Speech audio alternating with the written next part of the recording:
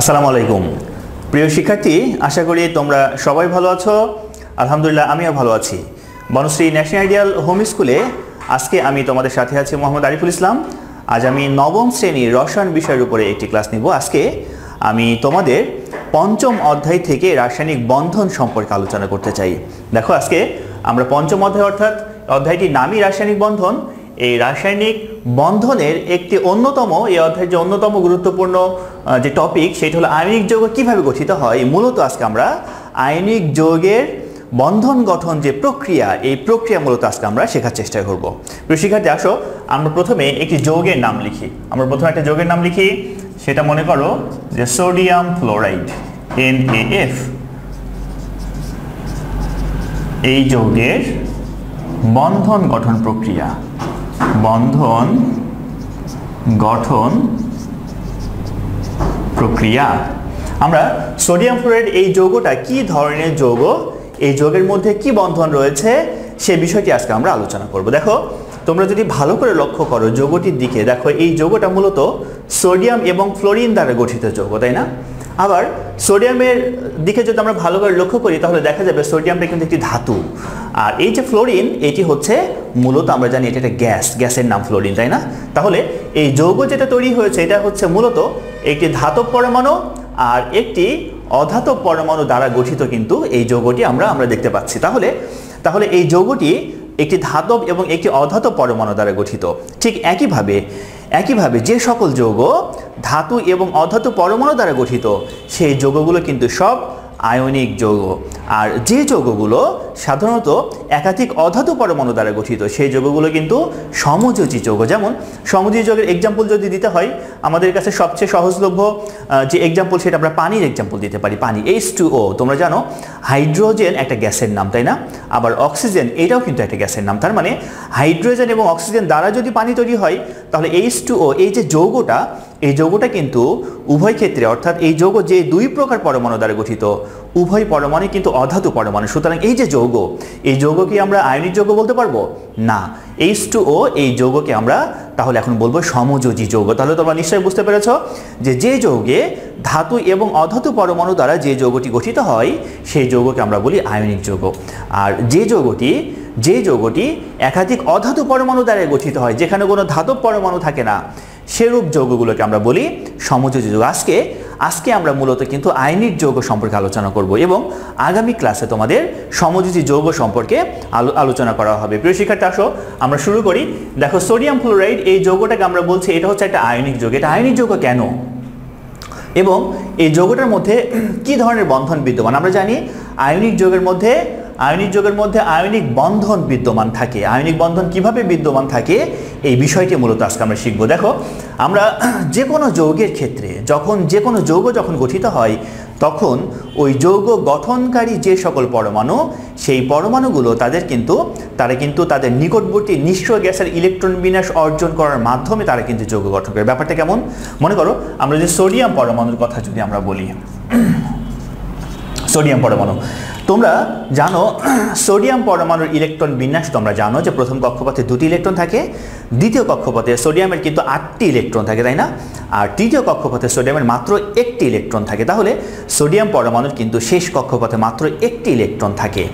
আচ্ছা, আমরা জানি যে প্রতিটি পরমাণু তাদের ন্যাচারাল যে টেন্ডেন্সি, তাদের ন্যাচারাল টেন্ডেন্সি হচ্ছে প্রত্যেকটা পরমাণুর যে প্রবৃত্তি সেটা হলো তারা তাদের নিকটবর্তী নিষ্ক্রিয় গ্যাসের মতো ইলেকট্রন বিন্যাস তারা অর্জন করতে চায়।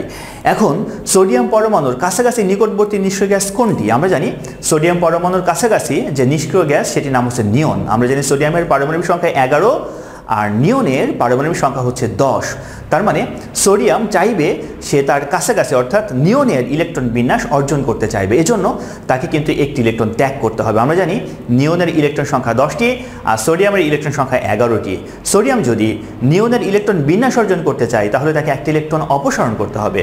তাহলে সোডিয়াম যদি একটি ইলেকট্রন অপসারণ করে তাহলে কিন্তু সে নিয়নের ইলেকট্রন বিন্যাস লাভ করতে পারে। তাহলে এখানে সোডিয়াম একটা ইলেকট্রন অপসারণ করে কি করবে?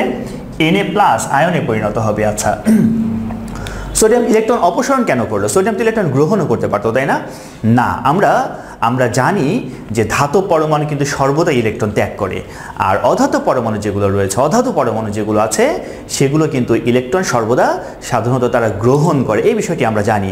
সোডিয়াম যেহেতু ধাতু, সুতরাং সে কী করতে চাইবে? সে ইলেকট্রন ত্যাগ করে সে তার কাছাকাছি বা নিকটবর্তী নিষ্ক্রিয় গ্যাসের ইলেকট্রন বিন্যাস সে কিন্তু অর্জন করতে চাইবে। এজন্য সোডিয়াম ধাতব পরমাণু সে একটি ইলেকট্রন ত্যাগ করলে তার কিন্তু ইলেকট্রন সংখ্যা হয় 10টি, অর্থাৎ সে কিন্তু নিয়নের ইলেকট্রন বিন্যাস অর্জন করতে পারলো।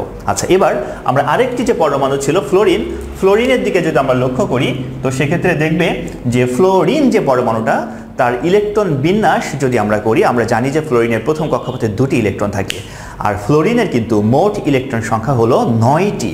তাহলে তুমি যদি প্রথম কক্ষপথে 2টি ইলেকট্রন দিয়ে দাও, তাহলে দ্বিতীয় কক্ষপথে তুমি কয়টি ইলেকট্রন দিতে পারবে? দ্বিতীয় কক্ষপথে তোমাকে 7টি ইলেকট্রন দিতে হবে।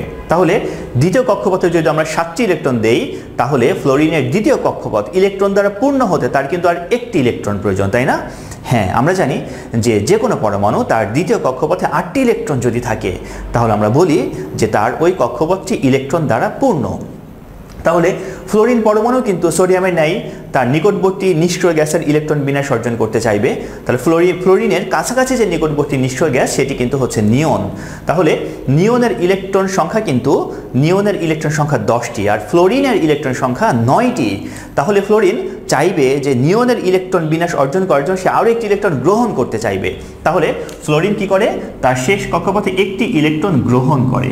গ্রহণ করলে আমরা জানি কোনো পরমাণু যখন ইলেকট্রন গ্রহণ করে তখন সে কিন্তু অ্যানায়নে পরিণত হয়। দেখো যে ফ্লোরিন ইলেকট্রন গ্রহণ করছে, তাহলে এটি পরমাণু থেকে এটি অ্যানায়নে পরিণত হয়েছে। আবার সোডিয়াম ইলেকট্রন ত্যাগ করার ফলে সেটি কিন্তু ধনাত্মক চার্জযুক্ত পরমাণু অর্থাৎ ক্যাটায়নে পরিণত হয়েছে। এই প্রক্রিয়ায় সোডিয়ামের ত্যাগকৃত ইলেকট্রন কিন্তু ফ্লোরিন সে গ্রহণ করে, এবং এই ক্ষেত্রে এই অবস্থাতে কিন্তু উভয় পরমাণুই কিন্তু তাদের নিকটবর্তী নিষ্ক্রিয় গ্যাসের ইলেকট্রন বিন্যাস অর্জন করে, তাই না? দেখো সোডিয়ামের ইলেকট্রন সংখ্যা এখন হয়ে গেছে 10টি, এবং ফ্লোরিনের কিন্তু ইলেকট্রন সংখ্যা হয়ে গেছে 10টি, অর্থাৎ উভয় পরমাণু কিন্তু নিয়নের ইলেকট্রন বিন্যাস অর্জন করলো। আচ্ছা, এখন যদি আমরা এই দুইটা সমীকরণ যোগ করে দেই, তাহলে কি হয়? দেখো এই পাশে থাকে সোডিয়াম আর এই ফ্লোরিন, আর প্লাস এবং মাইনাস ইলেকট্রন দুইটা কাটাকাটি হয়ে যায়, আর ডান পাশে আমরা কি পাই? যে Na প্লাস আর হলো F মাইনাস। আচ্ছা, এই যে দেখো আমরা ডান পাশে দুটি আয়ন পেলাম, একটা হলো ক্যাটায়ন আর একটা হলো অ্যানায়ন। এই দুটি আয়ন পরস্পরের সাথে কিন্তু যুক্ত হয়। কেন যুক্ত হয়? কারণ আমরা জানি Na প্লাস এটা হলো ধনাত্মক চার্জযুক্ত একটা পরমাণু, আর F মাইনাস এটা হলো ঋণাত্মক চার্জযুক্ত পরমাণু। আমরা জানি ধনাত্মক আর ঋণাত্মক চার্জযুক্ত পরমাণুগুলো কিন্তু পরস্পরকে আকর্ষণ করে। এই আকর্ষণের একটা নাম রয়েছে, এই আকর্ষণকে আমরা বলি স্থির বৈদ্যুতিক আকর্ষণ বল। তাহলে তারা পরস্পর ক্যাটায়ন এবং অ্যানায়ন বা ধনাত্মক চার্জযুক্ত পরমাণু এবং ঋণাত্মক চার্জযুক্ত পরমাণুগুলো কিন্তু তারা পরস্পরকে আকর্ষণ করবে। এই আকর্ষণ বলের মাধ্যমে কিন্তু তারা পরস্পরের সাথে সংযুক্ত হয়ে যায়, আর এই দুটি আয়ন যখন পরস্পরের সাথে সংযুক্ত হয়ে যায় তখন কিন্তু তারা পরস্পরের সাথে খুব দৃঢ়ভাবে সংযুক্ত থাকে, এবং তারা পরস্পর থেকে আর বিচ্ছিন্ন হয় না, হতে চায় না। তখন তারা কিন্তু একটি যৌগ গঠন করে, আর এই যৌগকেই মূলত আমরা বলে থাকি যে আয়নিক যৌগ। এবং তাদের মধ্যে একটা যে বন্ধন তৈরি হয়, ক্যাটায়ন এবং অ্যানায়ন পরস্পরের সাথে যুক্ত হওয়ার মাধ্যমে তাদের মধ্যে যে একটা বন্ধন তৈরি হয়, এই বন্ধনকে কিন্তু আমরা বলি আয়নিক বন্ধন। তাহলে আমরা বলতে পারি, দেখো এই দুইটা আয়ন মিলে যে যৌগ যেটা তৈরি হবে, আমরা এখানে 3টা সমসম চিহ্ন দিব, দিয়ে একটা যৌগ তৈরি করে দেখাবো। এই যৌগের মধ্যে কিন্তু মূলত সোডিয়াম আয়ন রয়েছে, আর সেই সাথে কি আয়ন রয়েছে? সেই সাথে ফ্লোরাইড আয়ন রয়েছে। দেখো তাহলে আমরা দেখতে পেলাম যে এই বিপরীতধর্মী দুটি আয়ন পরস্পরের সাথে যুক্ত হয়ে কিন্তু সোডিয়াম ফ্লোরাইড এই যৌগটা তৈরি করলো, যে যৌগটা কিন্তু আয়নিক যৌগ আমরা বলতে পারি। আচ্ছা, এই পর্যন্ত আশা করি তোমরা বুঝতে পেরেছ। শুধুমাত্র এই এতটুকু দিলেই আমাদের এই প্রশ্নের উত্তর হবে না, আমাদের কিন্তু একটা ডায়াগ্রাম আঁকতে হবে। আসো আমরা ডায়াগ্রাম আঁকি। প্রথমে আমরা ইলেকট্রন বিন্যাস করব সোডিয়ামের। দেখো এটা হলো আমাদের সোডিয়ামের নিউক্লিয়াস, আর এটা হলো প্রথম কক্ষপথ, আর এটা হলো দ্বিতীয় কক্ষপথ, আর এটা হলো তৃতীয় কক্ষপথ। আমরা প্রথম কক্ষপথে 2টি ইলেকট্রন দিব, দ্বিতীয় কক্ষপথে আমরা ইলেকট্রন দিব হচ্ছে 8টি, আর শেষ কক্ষপথে ইলেকট্রন আছে কিন্তু সোডিয়ামের 1টি। তাহলে এটাকে আমরা লিখব সোডিয়াম পরমাণু। আমরা ফ্লোরিনের ইলেকট্রন বিন্যাসটা করে ফেলি। এটা ফ্লোরিনের নিউক্লিয়াস, এটা আমরা লিখতে পারি এটা ফ্লোরিনের নিউক্লিয়াস। প্রথম কক্ষপথে ফ্লোরিনের 2টি ইলেকট্রন থাকে, তাই না? দ্বিতীয় কক্ষপথে কিন্তু ফ্লোরিনের ইলেকট্রন থাকবে 7টি। আচ্ছা দেখো, তাহলে আমরা ফ্লোরিনে ইলেকট্রন বিন্যাস করেছি, সোডিয়াম ইলেকট্রন আমি লিখে ফেলি আমরা, যেটা হলো সোডিয়াম পরমাণু Na পরমাণু, আর এটার ক্ষেত্রে আমরা কি লিখবো যে F পরমাণু, ফ্লোরিন পরমাণু। আচ্ছা এখন দেখো যে আমরা এখানে দেখিয়েছি যে সোডিয়াম তার শেষ কক্ষপথের একটি ইলেকট্রন সে ত্যাগ করে, একটি ইলেকট্রন, এই ইলেকট্রনটা সে কি করবে, এই ইলেকট্রনটা সে ত্যাগ করে কাকে দিবে, ফ্লোরিনকে দিয়ে দিবে।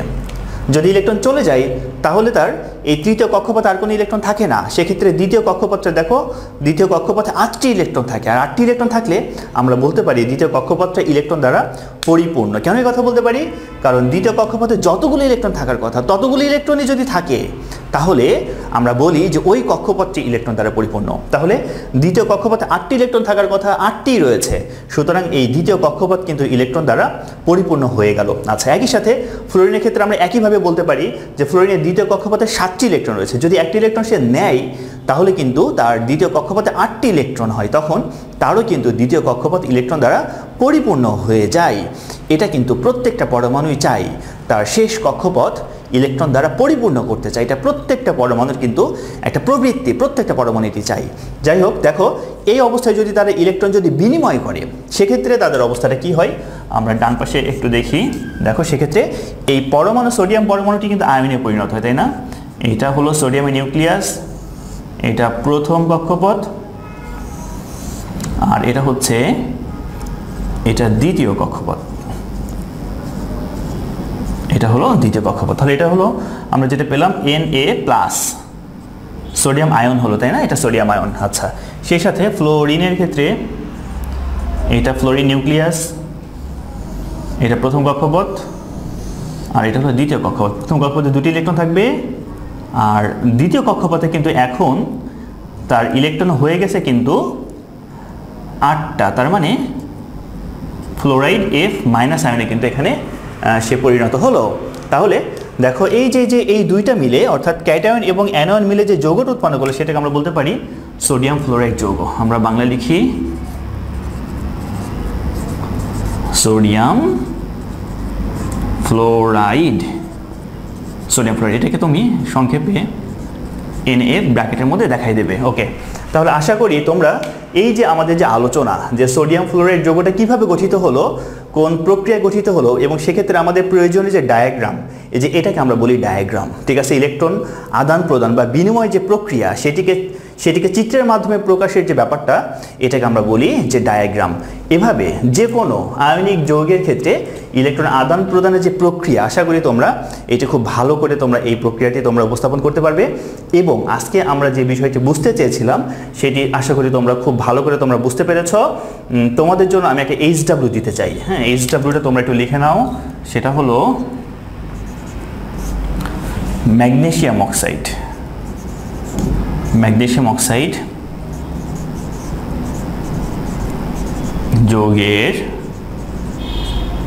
বন্ধন গঠন প্রক্রিয়া ডায়াগ্রামের মাধ্যমে আলোচনা করো, ডায়াগ্রামের মাধ্যমে বর্ণনা করো। এটি হলো তোমাদের জন্য HW, ঠিক আছে? তোমরা এই HWটা কিন্তু খুব ভালো করে তোমরা আজকে যে আমরা যেভাবে আমরা এটা আলোচনা করেছি ঠিক একইভাবে তোমরা এই ডায়াগ্রামটা উল্লেখ করবে এবং তোমরা সুন্দর করে কিন্তু বিবরণটা দেবে। আমরা যে বিবরণটা মুখে বলেছি এটা তোমরা অবশ্যই এটা লিখিত আকারে বিবরণটা সুন্দর করে উপস্থাপন করবে। প্রিয় শিক্ষার্থী, আশা করি তোমরা এই ধরনের যে কোনো আয়নিক যৌগ গঠন প্রক্রিয়া তোমরা এখন খুব ভালোভাবে তোমরা এটা পারবে, আশা করি আমি। তো যাই হোক প্রিয় শিক্ষার্থী, আজকে ক্লাস আমরা এখানেই শেষ করব। তোমাদের সাথে পরবর্তীতে দেখা হবে অন্য কোনো ভিডিও ক্লাসে। সে পর্যন্ত তোমরা সবাই ভালো থাকবে, সুস্থ থাকবে, মনোযোগ দিয়ে বাসায় লেখাপড়া করবে, এই প্রত্যাশা শেষ করছি। আল্লাহ হাফেজ।